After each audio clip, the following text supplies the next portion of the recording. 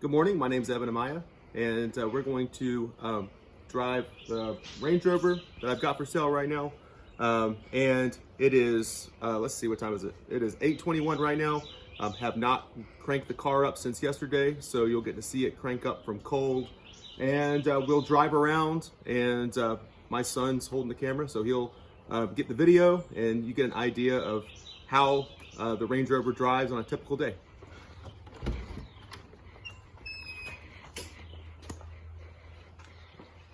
So here it is in the garage.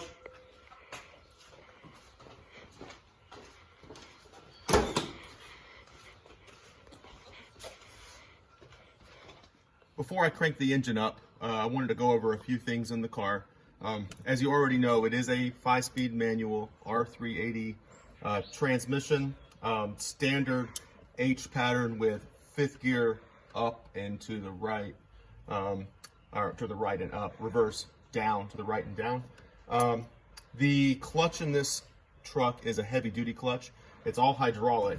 I don't really notice it anymore, but it feels, if you've ever driven an older M5 when they had real transmissions, then it feels very much the same. And parking brake is the same as all Land Rovers, locking all 4 wheels from the differential. The shifter is definitely not a sports car. If you shift too quickly, you can definitely grind the gears. So as I'm driving it, I'll explain how I'm shifting. I don't grind any gears driving it, but I know from experience teaching people how to drive Defenders, and when we do have a standard model Discovery, it takes a minute to get used to. What I generally will do is, if you shift through the gears slowly, and I don't have to go like dump truck slow. I mean, just 1, 2, 3, 4. That's the speed you need to be shifting at. If you try to go too fast, you're going to grind gears. So, not a big deal, but just something for you to consider. Here is the manual diff lock. This is the transfer case lever. Again, it's 99% of the time it's in high. It does shift, so neutral, low. Generally, to get it all the way into low, you have to have the engine running or else it won't click in, and then diff lock. So, and there it's back in high. And also, just to be noted, if you pop this thing in neutral, it does not matter if this is in gear, the car is going to roll. So that's why this parking brake is very important. I've seen these things roll away because people had it in neutral, or a kid knocked it into neutral. There are very little child safeties on this thing. All right, I'm going to crank this up. It hasn't been run today. It is about 65 degrees outside. And when I first crank it up, or before I crank it, it does have glow plugs with a timer built in. You're going to hear a buzzing sound. That buzzing sound is the accumulator, the brake booster building up pressure. So this vehicle has a very sophisticated ABS braking system. It was really state of the art. It was ahead of its time when it came out. It is a electrically boosted ABS braking system. So it does not use vacuum or a vacuum booster. So it is unlike most vehicles even today. Well, except for the electric ones that are now on the market. So I'm going to turn it on. Generally, you do not want to hear that pump that you're hearing run for more than 45 seconds. If it does, then the accumulator is wearing out.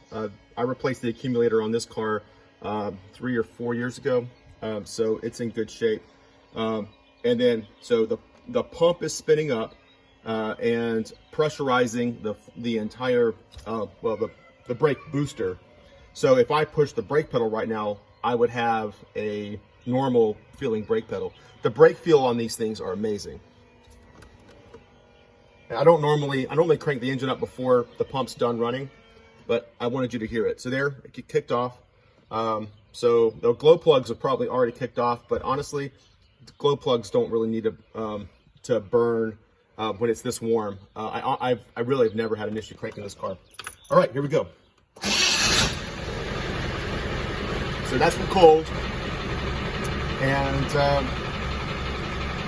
that's pretty much it. There will be a poof of smoke when we crank this up. That's pretty typical for diesels.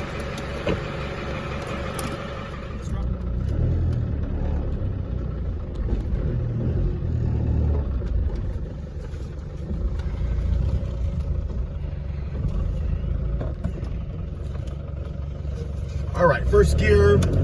Power steering is very nice. It's not too easy, not too squishy, just a really nice feel.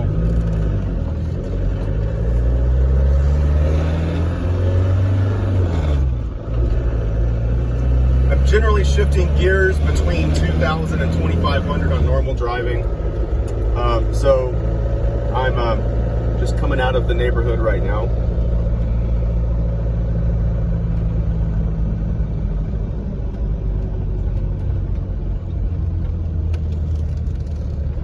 So still in third gear.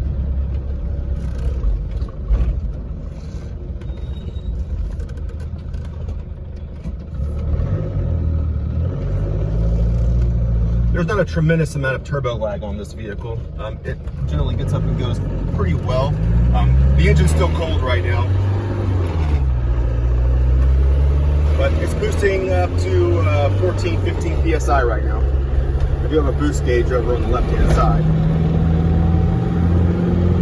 Third gear, 40 miles an hour is about 2,700 RPM. Here we are 40 miles an hour, and we're doing in fourth gear, we're doing 1,700 RPM. Just to get an idea. I'm going to turn left here. This is a 1990 model, so it does not have sway bars. So if I make a hard turn, the vehicle leans more than you might be used to. But not really an issue unless you're just really doing some stupid stuff.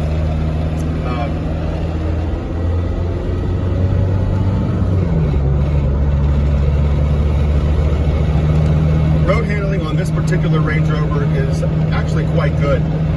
Since all the bushings have been replaced with silicone, and I've got the correct radius arms on the front for the too much lift. It really makes it a very easy driving vehicle.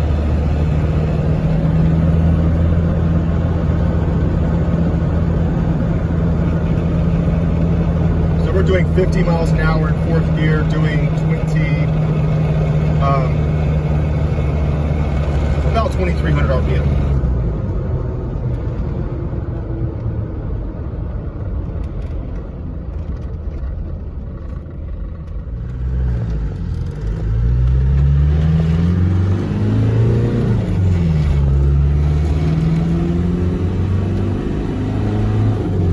I'm revving past 3,000 RPM right now and going up this hill.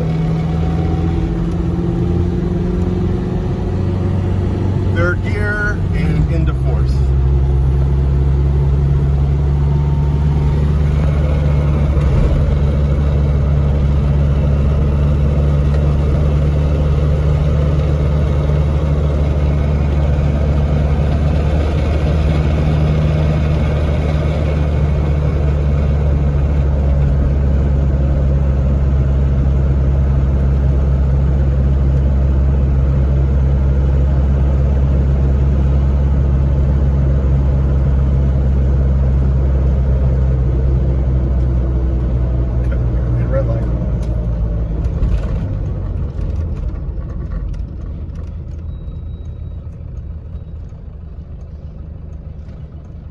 So we're about to turn left onto the bypass. We should be able to get up to 60, 65 miles an hour, and I'll get it into fifth gear, and you'll get to see how that feels. So this is it, just idling. The engine's warmed up to 135 degrees Fahrenheit. We've got a little over half a tank of fuel right now. Idling right at 700 RPM. All right, green light.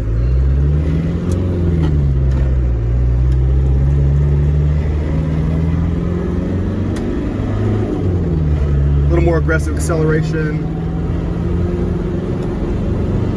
So shifting at 3,000 RPM, is more than I normally would do, but definitely want to hear how it sounds. Going 55 miles an hour at 2,500 RPM in fourth gear and into fifth.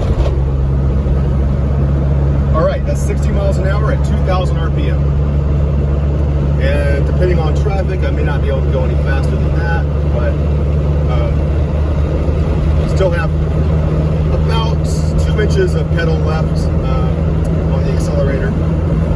We're doing 70 miles an hour now at 2,300 RPM.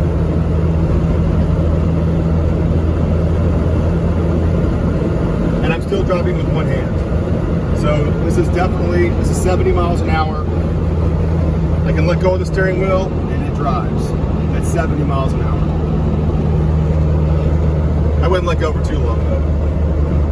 No death wobbles, no weird imbalances, no real shake. You can see how it does kind of do, with no sway bars, it can definitely wobble around a little bit at 60 doing that, but not terrible.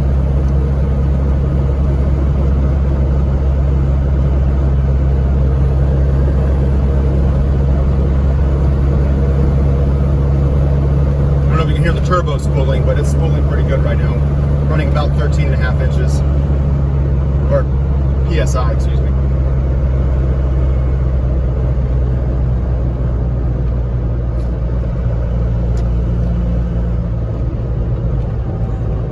And I'll go through and use the third gear here to slow us down.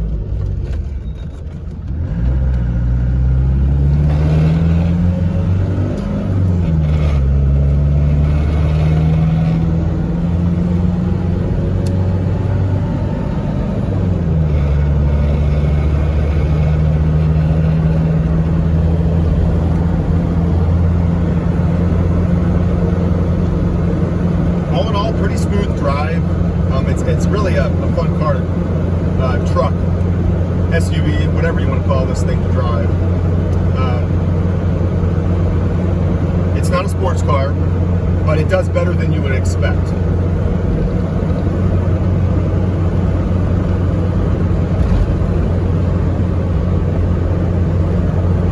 So we're cruising along in fourth gear at 60 miles an hour.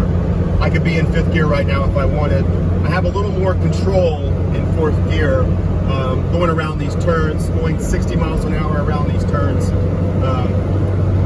It's in fifth, you don't have the response on the, when you let off the gas, the car instantly slows down with the engine braking. So I generally do not use, you can see the body roll here in this turn. I'm doing 55 miles an hour around this turn right now, which is more than I normally would do, but it'll do it. Now, I have been driving this truck now for over 24 years, so I have a pretty good feel for the vehicle. It definitely does not drive like anything else I've driven. Range Rovers are kind of their own thing, but they are. They definitely are a lot of fun. Austin, you want to try emergency braking? No. You don't want to do that? All right, you ready? Hold on. 1, 2, 3. Oh my God. ABS kicking in nicely. So that was from 60. Not a very technical test, but they definitely did not leave any marks on the ground. Nope. And I probably could have kept it a little straighter if I wanted to.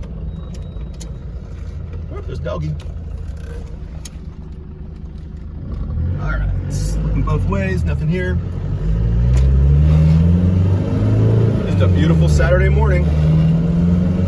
So I'm accelerating full all the way to the ground, 40 miles an hour, fourth gear, 50, 55, and 60.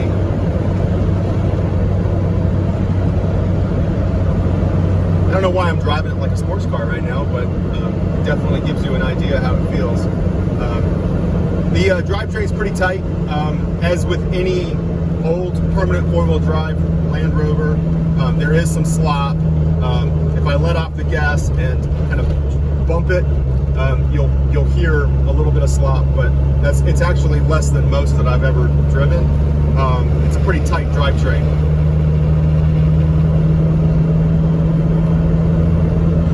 And the engine's up to temp now. It does have a 180-degree thermostat, but for some reason, almost all normal driving like this, it runs about 160, 175. It generally runs fairly cool. The only time I've ever gotten it up to 190 was driving to the beach, pulling a trailer.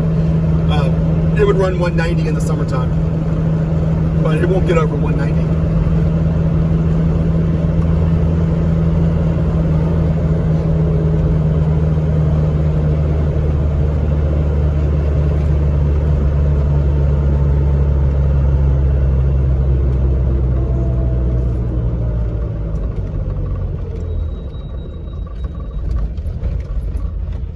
Over the railroad tracks, and we will turn right again.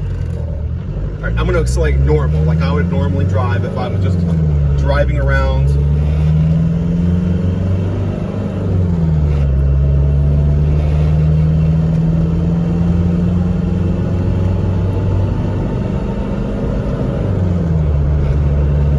All right, so there we have it, going 50 miles an hour. In fifth gear, if I go coming into fourth gear, now I'm in fifth, and doing 55 miles an hour, 2,000 RPM, just cruising along. And this truck will drive like this all day long.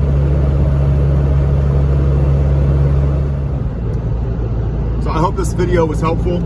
It's definitely a real fun vehicle to drive. It's definitely fun to see people watching, I think, especially in the last couple of years. I've gone from driving this car when it wasn't cool to it being really uncool to now all of a sudden everybody is pointing and looking at you when you drive through town, which is, I don't know, kind of neat. I don't get that very often. But it has been a fabulous vehicle. In the 24 years I've owned this vehicle, and I don't want to knock on wood, it has never needed to be towed. So I've had good success. Now I am a Land Rover mechanic, so that kind of helps there, to give that little caveat. But it has been a great vehicle, and almost part of the family. So I hope whoever gets this truck will enjoy it as much as I have.